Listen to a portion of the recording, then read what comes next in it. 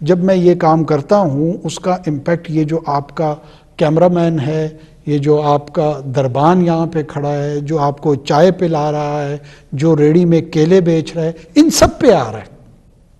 اور یہ وہ طبقہ ہے جو اس بوجھ سے ہر مرتبہ پس رہا ہے۔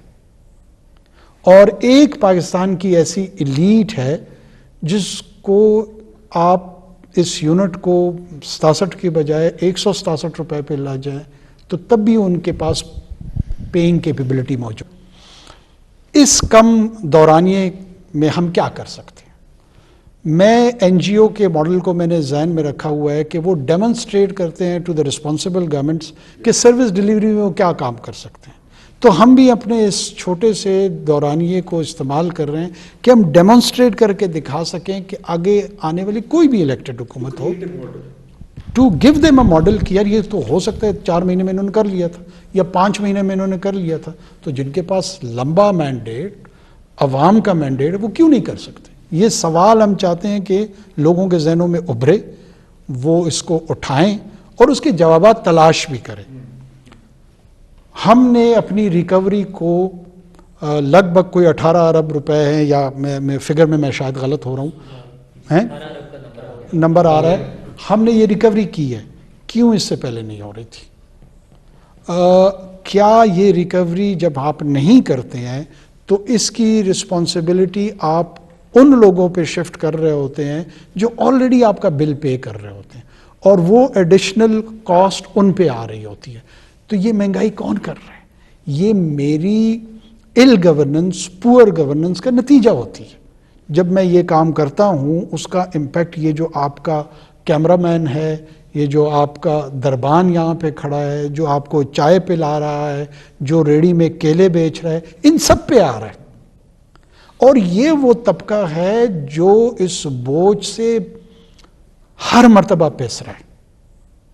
اور ایک پاکستان کی ایسی ایلیٹ ہے جس کو آپ اس یونٹ کو 67 کی بجائے 167 روپے پہ لا جائیں تو تب بھی ان کے پاس پیئنگ کیپیبلٹی موجود ہے۔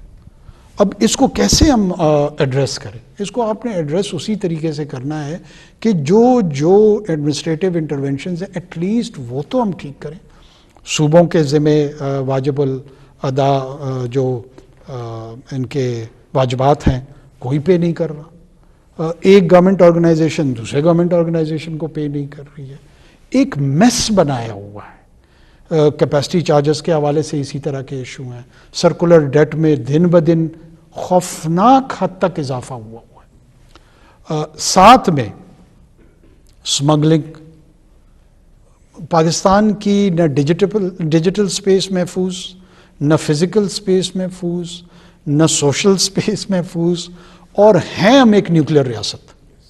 اب اس نیوکلیر ریاست وہ اپنے بارڈرز کو بھی پروٹیکٹ نہیں کر سکتی ہے، وہ سلک کا کپڑا بھی وہاں پہ آ سکتا ہے، ہیروئن بھی آ سکتی ہے، اسلحہ بھی آ سکتی، جو جس کے جی میں چیز آئے وہ لے کے آ رہے اور کوئی پوچھ گچھ نہیں ہے۔ معیشت اور دہشت گردی رکاوٹ، دیکھیں معیشت کے چیلنجز بھی ایسے نہیں ہیں کہ یہ اچانک بنے ہیں۔ معیشت کے وہ اکنامک ووز ہے، یہ جو چیلنجز ہیں یہ بڑے ڈیپ روٹڈ ہیں، اور ہم کوشش کر رہے ہیں کہ ان کو ہم ایڈریس بھی کر سکیں۔ کیا ان کے لیے لانگ ٹرم پالیسیز کی ضرورت ہے؟ اس میں کوئی دو رائے نہیں ہے۔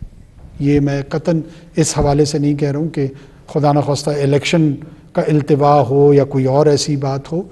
میرا ووٹ اس الیکشن میں اسی جماعت کو میں دوں گا جس کے پاس اکنامک ریوائول پلان ہوگا۔